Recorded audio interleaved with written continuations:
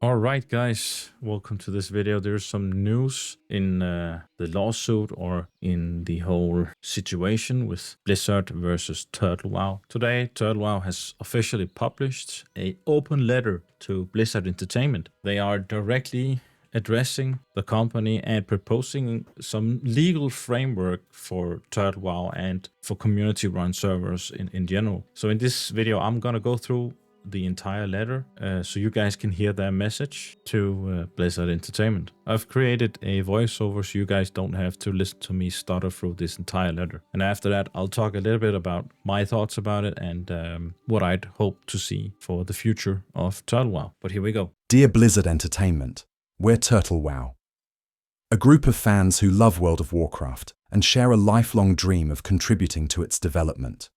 Mysteries of Azeroth, our content expansion, is a collective effort of our community members, writers, developers, 3D modelers, composers, voice actors, game designers, artists, and radio DJs, each pouring their soul and skills into creating an environment where others can experience the vision we all share through expanding and adding onto the universe you have created.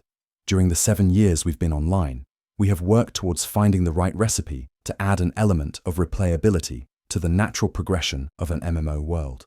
Every update brings fresh areas to explore, new ways to engage with the game, and leveling challenges that require players to approach the experience with creativity and strategy, while the hard-earned progress they've fought for remains valuable as the game continues to evolve.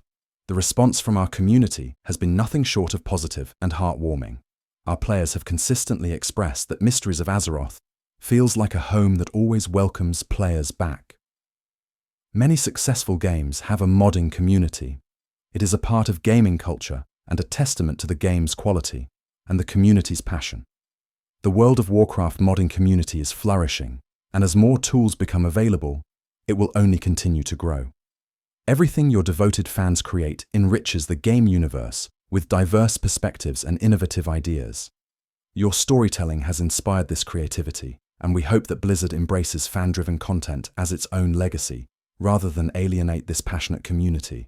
Unfortunately, unlike other studios, Blizzard does not yet have a framework that allows projects like ours to operate without risking legal conflict. With that in mind, we respectfully ask that Blizzard consider establishing a formal ecosystem for licensing fan-run community servers. On behalf of our community, we can say that all players would be deeply grateful if you would consider working with fan communities like ours to create a clear, lawful pathway for building upon the legacy of the World of Warcraft universe with your blessing. By fostering an ecosystem for modders to run their own community servers, Blizzard can continue to oversee and control its progress while encouraging fan-driven innovation. This approach would not only enhance the gameplay experience, but also strengthen the bonds between developers and players, ensuring that World of Warcraft remains a true home for everyone who loves it. Other successful studios have shown how rewarding a well-structured community server ecosystem can be. Daybreak Game Company provides legal permission for Project 1999, a private server that faithfully recreates the classic EverQuest experience. The partnership is confirmed by an official statement and discussed openly on the project's forums. Rockstar Games/GTA 5 partnered with the 5M platform that enables community-run multiplayer servers using Rockstar's GTA 5 engine while adhering to a licensing agreement, permitting custom game modes, role-playing worlds, and user-generated content. Over 1 million concurrent players have been reported on 5M servers, illustrating how a major publisher can safely coexist with a fan-driven ecosystem while maintaining control over the core IP. NCSoft granted a license to the Homecoming private server project for City of Heroes, allowing the community to continue operating the MMO under a clear legal agreement that protects the IP and player accounts. Bethesda has long supported Skyrim mods, providing official tools that have kept the game vibrant for years. Valve opened the Source engine to the public, a decision that birthed enduring titles such as Counter-Strike and Team Fortress 2. Epic Games introduced creative mode in Fortnite, turning players into co-creators and dramatically boosting engagement. Epic also released the source code for Unreal Tournament 99 to the community, allowing fans to continue development, produce new mods, and distribute classic builds through sites like oldenreal.com. demonstrating that a major publisher can safely coexist with a fan-run ecosystem. Microsoft/Mojang allows third-party servers such as Hypixel, Mineplex, and many others to host multiplayer experiences built on the Minecraft engine. These servers operate under a clear licensing regime, generate massive player engagement, and extend the life of the core product while remaining fully compliant with Microsoft's IP policies. EA/Star Wars Battlefront 2 cooperated with the community project Kyber to fix server-side exploits, and its lead engineer later joined EA itself. Although no formal licensing announcement exists, this cooperation illustrates how a publisher and a fan-run server can work together on security and stability. These examples illustrate that when a clear licensing framework and technical safeguards are in place, fan-run servers can extend a franchise's lifespan, fuel low-cost innovation, and strengthen the brand, all while respecting the publisher's intellectual property and security requirements. A licensed framework for fan-run servers would extend World of Warcraft's active audience by bringing back players who have drifted away from the official game in search of niche experiences that mainstream releases can't accommodate. Community-crafted mods fill those gaps, offering gameplay that appeals to smaller, passionate audiences. This not only keeps the overall player base larger and more diverse, but also gives Blizzard a source of successful concepts that can be identified and integrated into future official content. We are open to any licensing structure that fits Blizzard's risk management and financial guidelines. Should Blizzard wish to move forward, we stand ready to adapt and meet whatever technical, security, and data privacy standards you require. For the past 7 years, our players have poured countless hours into building characters and stories that make Turtle WoW feel like a living, ever-changing world. Those memories and progress are priceless to us and to the people who call our servers home. A licensing framework would give them a permanent protected home, so every character and memory can continue to live on without the fear of being lost. We look forward to the day you embrace this opportunity and would welcome the chance to begin a dialogue, offering any support needed to bring this program to life. Thank you for considering our ideas. We hope to find a resolution that will be best for the game and its gamers.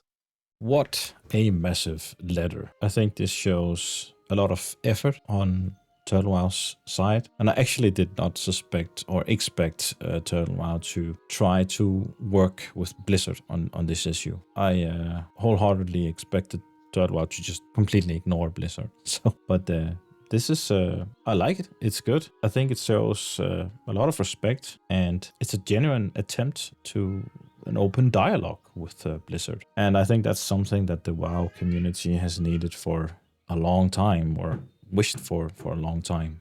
And this really reminds me of Nostalrius back in the day with their open letter as well. History is just repeating itself. Now, before it was vanilla, the pure version of it without any changes. Now it's vanilla with changes. This is what the community wants. A classic plus, a continuation of the good old days. So yeah, history repeating itself. Whether Blizzard responds or not, I kind of have my doubts. I don't think this has as much traction as Nostalrius had back in the day. And like Blizzard is notorious to not communicating or responding to their community or their creators for that matter. For the most part, just ignoring people. That's what they're best at. So I doubt we'll see any response from Blizzard on this one. That's my honest opinion. But you love to see the attempt from Turtle WoW, and it's a great idea. This idea has been voiced by many other creators.